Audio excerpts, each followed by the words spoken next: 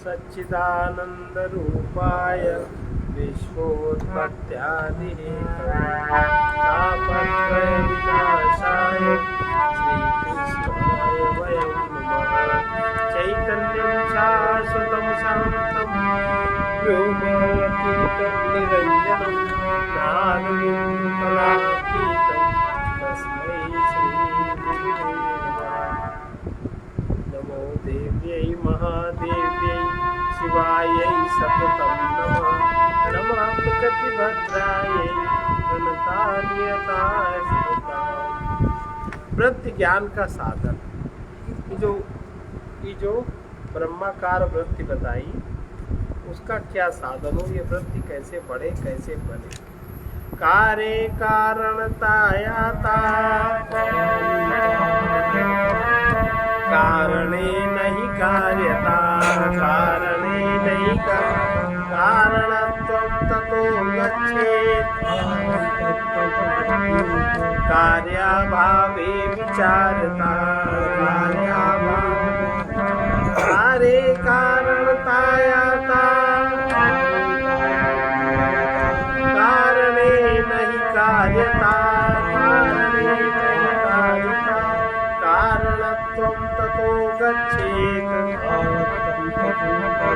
कार्याभावे विचारता। कार्य में कारण अनुगत होता है। कोई भी कार्य हुआ तो उसका कोई न कोई कारण है। कार्य में कारण अनुगत होता है और कारण में कार्य अनुगत नहीं। कारण में कार्य अनुगत नहीं होता और कार्य में कारण अनुगत होता है। कारण में कार्य अनुगत नहीं होता, अतः विचार करने से कार्य का अभाव हो जाने के कारण विचार करेंगे तो जो हम कार्य करते हैं उसका अभाव हो जाएगा। बुद्धि हमारी विचार में लग जाएगी तो बुद्धि इंद्रियों के साथ मन के साथ काम नहीं करेगी तो कार्य का अभाव हो गया। कार्य का अभाव होने के कारण कारण की कारणता भी नहीं रही। इसलिए विचारा परम ज्ञान। फिर से देखें, कार्य में कारण अनुगत होता है, कारण में कार्य अनुगत नहीं होता। यदि विचार करने से कार्य का अभाव हो जाएगा, विचार करने से कार्य का अभाव हो जाने के कारण कारण की कारणता भी नहीं रहती।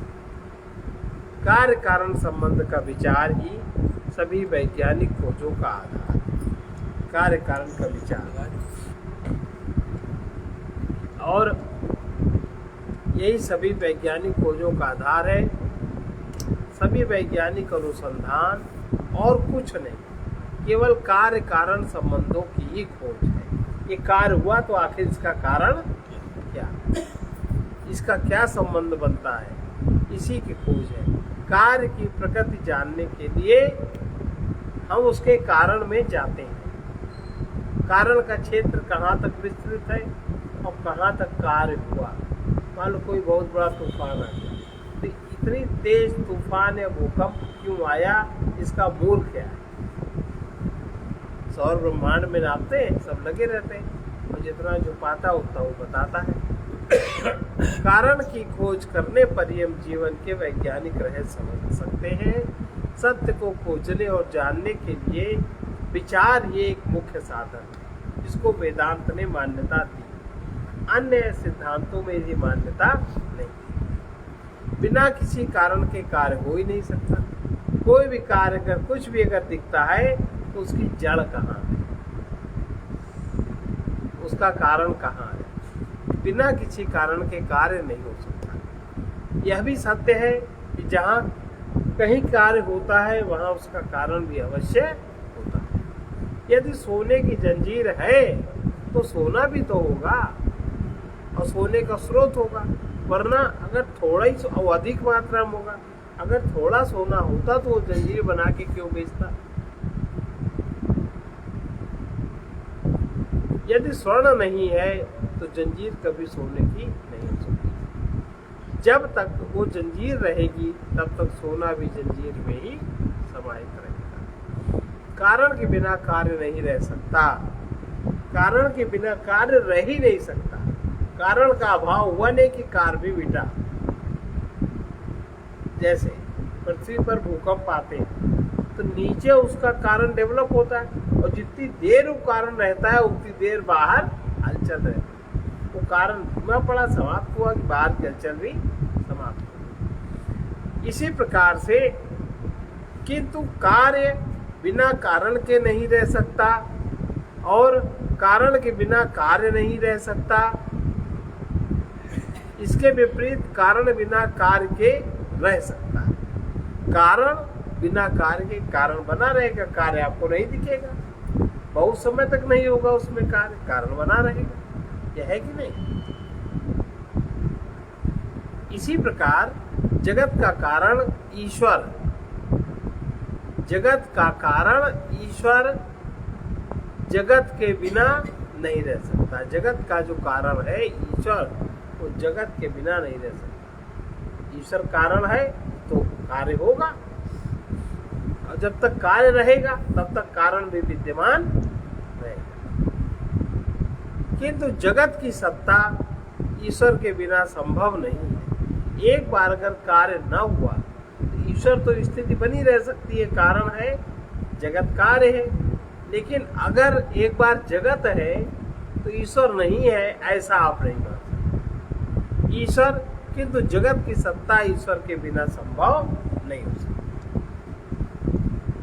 कारण में यह संभावना रहती है कि उससे कार्य की उत्पत्ति हो सके, जिससे कार्य की उत्पत्ति हो सके उसी को कारण कहा जाता है, और जिससे कार्य की उत्पत्ति नहीं हो सकती उसको आप कारण नहीं कह सकते।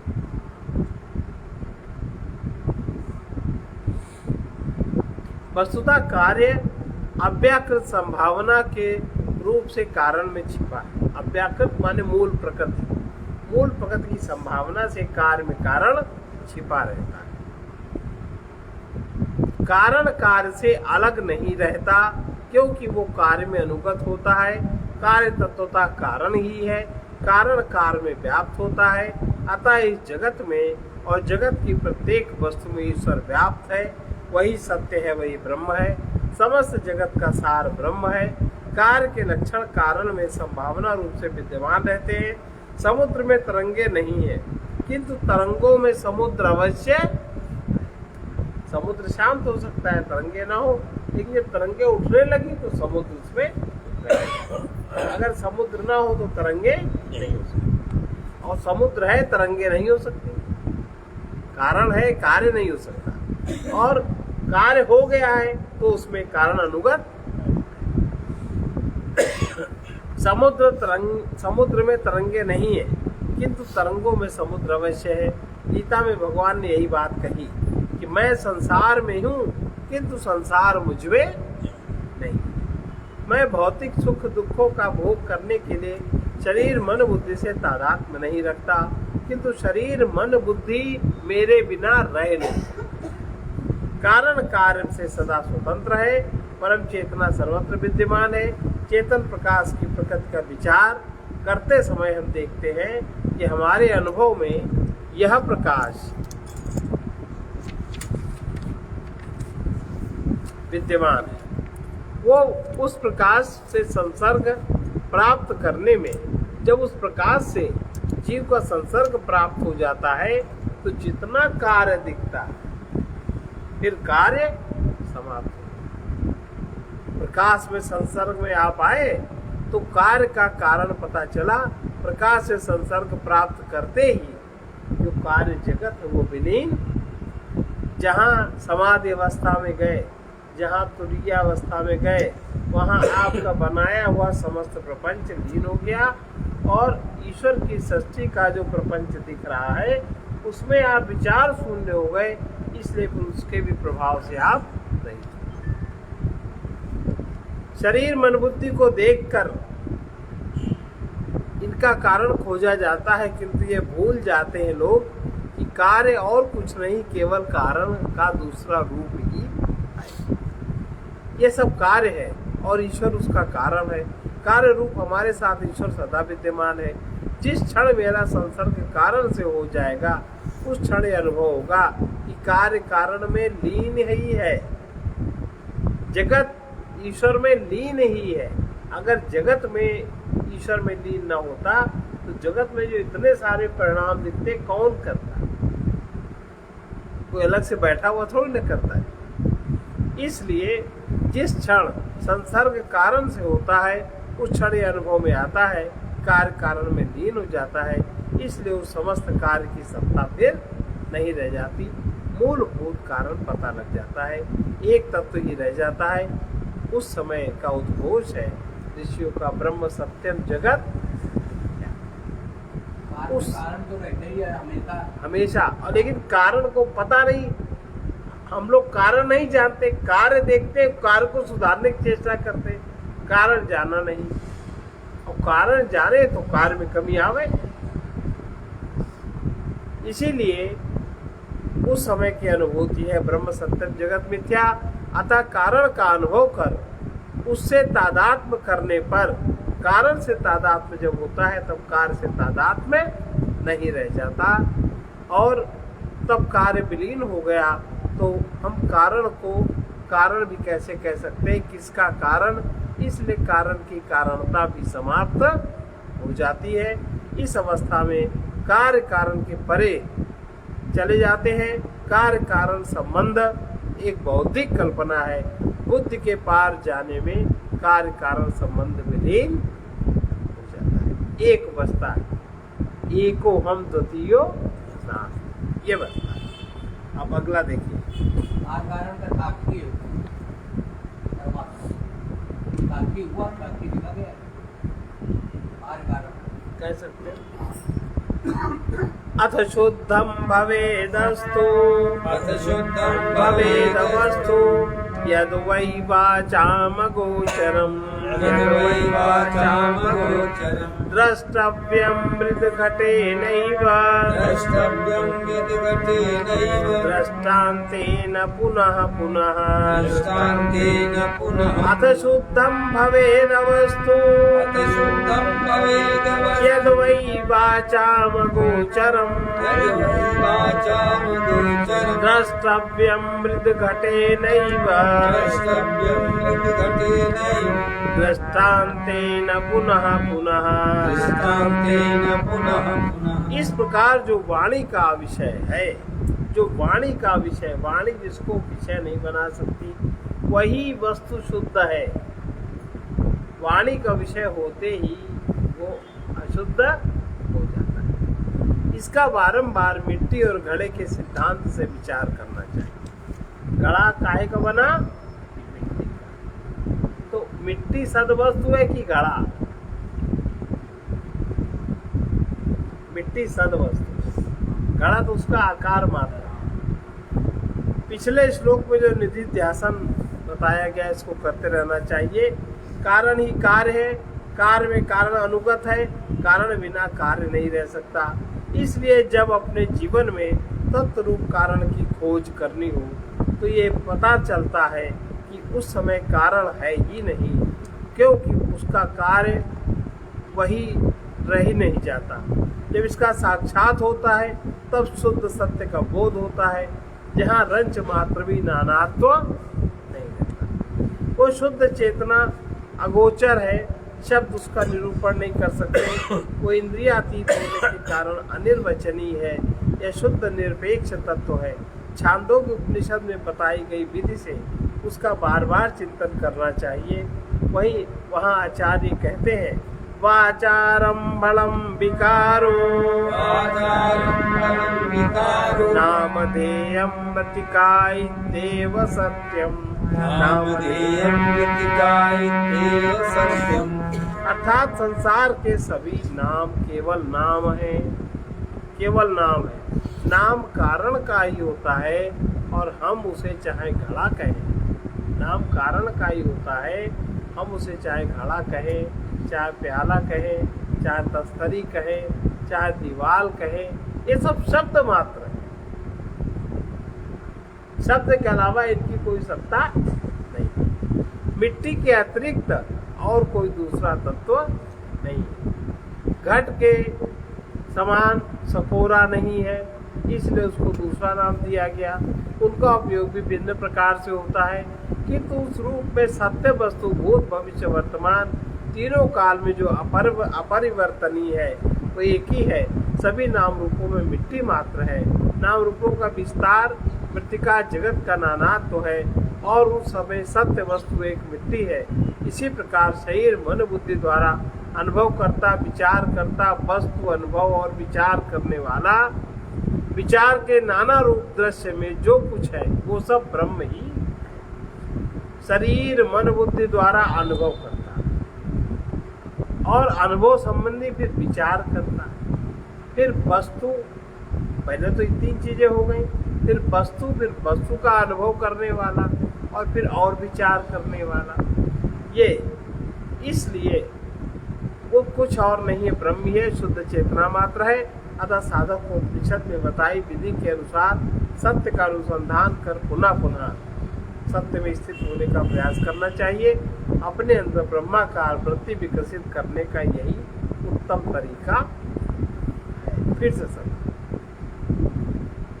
नाम रूपों का विस्तार मृतिका जगत का नानात्व है और उन सब में सत्य वस्तु एक मिट्टी है। इसी प्रकार शरीर मन बुद्धि अनुभव करता, विचार करता, शरीर मन बुद्धि इसमें जो अनुभव करता है और उस अनुभव पर जो विचार करता है वो वस्तु अनुभव और विचार तीन चीजें होगी। और विचार के नाना रूप दृश्य जगत में जो कुछ है, वस्तु का जो अनुभव होता है उसमें जो विचार होता है, उसमें जो नाना रूप जगत में जो कुछ है उसका विचार होता है, वो सब ब्रह्म ही है, वो सब शुद्ध चेतना मात्र है। अतः साधक को उपनिषद में बताई गई इस विधि से पुनः पुनः अनुसंधान करना चाहिए। अपने अंदर ब्रह्माकार वृत्ति विकसित करने का ये सबसे उत्तम तरीका। अनेनैव प्रकारेण वृत्तिर्ब्रह्मात्मिका भवेत्। उदेति शुद्ध चित्तानां वृत्ति ज्ञानं ततः परम्। अनेनैव प्रकारेण वृत्तिर्ब्रह्मात्मिका भवेत्। उदेति शुद्ध चित्तानां वृत्ति ज्ञानं ततः परम्। इसी प्रकार से वृत्ति ब्रह्मात्मिका धीरे धीरे वृत्ति ब्रह्मात्मिका हो जाती है और फिर जब ब्रह्मात्मिका वृत्ति हो जाती है तब चित्त शुद्ध हो जाता है। फिर उन शुद्ध चित्त पुरुषों के अंतःकरणों में वृत्ति ज्ञान का स्वतः उदय। अब ये तो हुई नकली वृत्ति, और फिर जब शुद्ध चित्त हो जाता है फिर असली वृत्ति ज्ञान उनमें उदय, वृत्ति संबंधी ज्ञान, उस वृत्ति का ज्ञान उदय हो जाता है। क्या क्यों कैसे शुद्ध अंतःकरण में कार्य की अपेक्षा से ही कोई कारण है, अपनी पत्नी की अपेक्षा से ही कोई पति है, जन्मजात कोई पति नहीं बना। और यदि कोई कार्य नहीं है तो कोई कारण भी कारण नहीं कहा जा सकता। पुत्र की अपेक्षा से कोई पिता है, जन्मजात उसके पुत्र नहीं, पहले वो पिता नहीं था। जब कार्य का कारण हुआ, कारण का कार्य हुआ, तब उसका नाम दिया गया उसको। और ज्ञाता होने के लिए कुछ ज्ञेय वस्तु होनी चाहिए। दृश्य और विचार जगत के पार जाने पर ज्ञेय कुछ नहीं रह जाता, न वस्तुएं, न भावनाएं, न विचार। जब विचार भी नहीं रह गए तो फिर जानने को वस्तु क्या रहेगी, क्योंकि विचार तो वस्तु के ही संबंध में होता है। विचार का मतलब है वस्तु का संबंध। उस समय कोई ज्ञाता नहीं रहता, केवल ज्ञान का स्वरूप रह जाता है। उस समय की वृत्ति ब्रह्माकार ही हो सकती है। सब विचार समाप्त हो जाने पर मन स्वतः शुद्ध हो जाता है और शुद्ध मन में ब्रह्म ज्ञान की वृत्ति उत्पन्न होती है। फिर हमारा वास्तविक स्वरूप क्या है ये उस वृत्ति के द्वारा ज्ञान प्रकट हो जाता है। तब पता चलता है हम केवल अहम ब्रह्मास्मि, हम केवल ब्रह्म है, इसके अलावा हमारी कोई दूसरी सत्ता नहीं। इसे साधक को चाहिए पहले तो कार्य को खोजे, फिर उसका कारण पता लगाए, फिर कारण से अपना तादात्म्य प्राप्त करें। कार्य से तादात्म्य है भी, कारण से तादात्म्य प्राप्त करें, और जब हम अपने को कार्य से अलग कर लेंगे, कार्य से जब हटा लेंगे, तब कारण से तादात्म्य हो जाएगा, तो हम कारण ही बन जाते हैं। इस अवस्था में कारण की कारणता फिर नहीं रहती, और कार्य से हटाकर कारण के साथ जब तादात्म्य होता है तो हम स्वतः ही कारण, ऐसा ज्ञान होता है कि हम ही कारण है उसके। जब हम ही कारण है तो इस अवस्था में कारण की कारणता नहीं रह जाती, क्योंकि कारण तभी तक है जब तक उसका कार्य है, और कार्य तब तक है जब तक अज्ञान है। ज्ञान होते ही कार्य नहीं रह जाता, कार्य समाप्त हो जाता। केवल तभी ब्रह्माकार वृत्ति, और जब कार्य नहीं रहा तब ब्रह्माकार वृत्ति उत्पन्न हो जाती है, और ये वृत्ति भी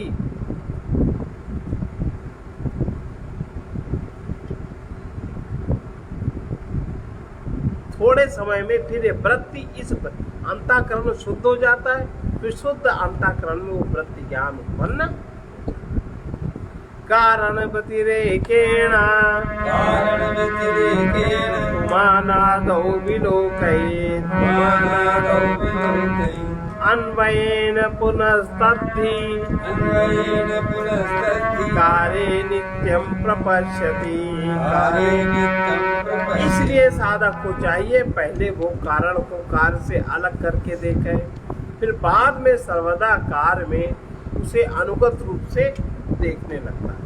बस आज इतना ही, इस पर जाके चिंतन करना, विचार करना, नहीं समझ में नहीं आएगा।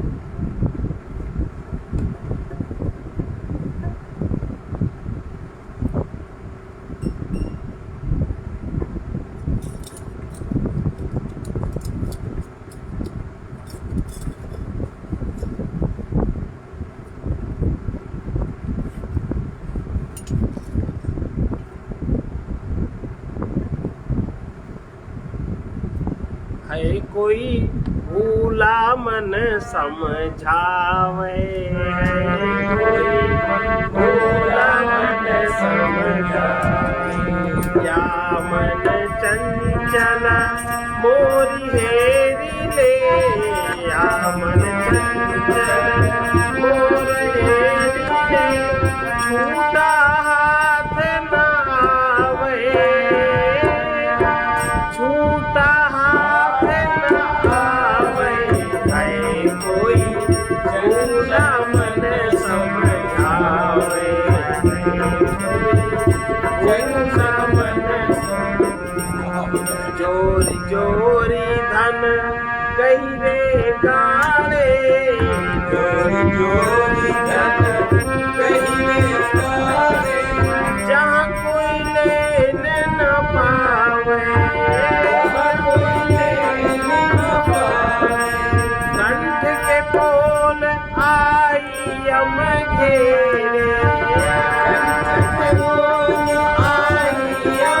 घेरे दय दय सैन बतावे, भूला मन समझावे, भूला मन होता दाम गांठ ले बांधे,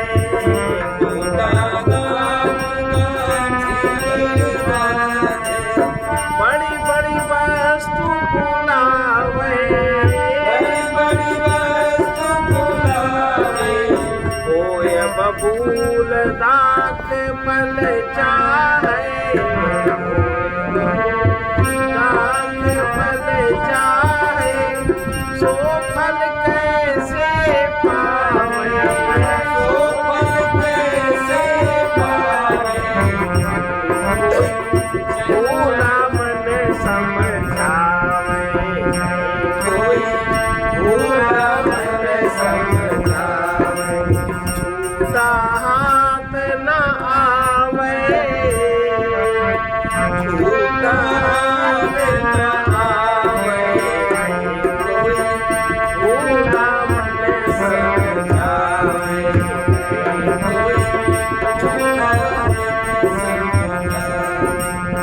खोटा दाम गांठिले बांधे, खोटा दाम गांठिले बांधे, बड़ी बड़ी वस्तु भुलावे,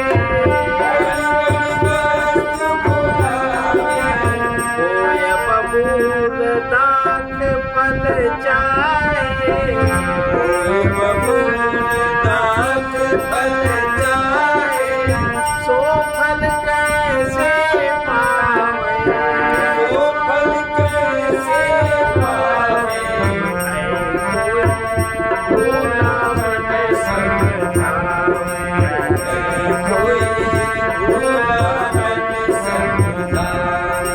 चोरी चोरी धन गहरे गाड़े, चोरी चोरी धन गहरे गाड़े, जहाँ को लेने न पावे, जहाँ को लेने न पावे, कंठ के बोल आई अम घेरे, कंठ के बोल आई अम घेरे, कैसे सैन बतावे, कैसे बतावे, कोई भूला मन समझावे, कोई भूला मन समझावे।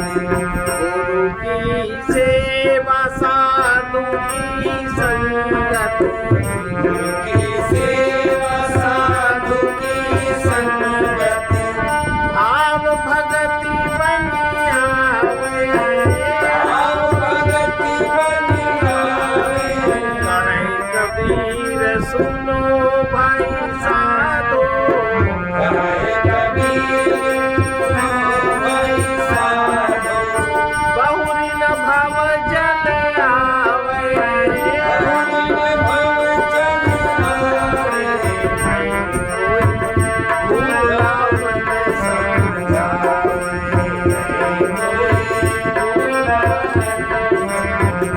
या मन चंचल मोरी हेरी लो, या मन चंचल मोरी हेरी लो, छूटा हाथ न आवे, छूटा हाथ न आवे, कोई भूला मन समझावे, कोई भूला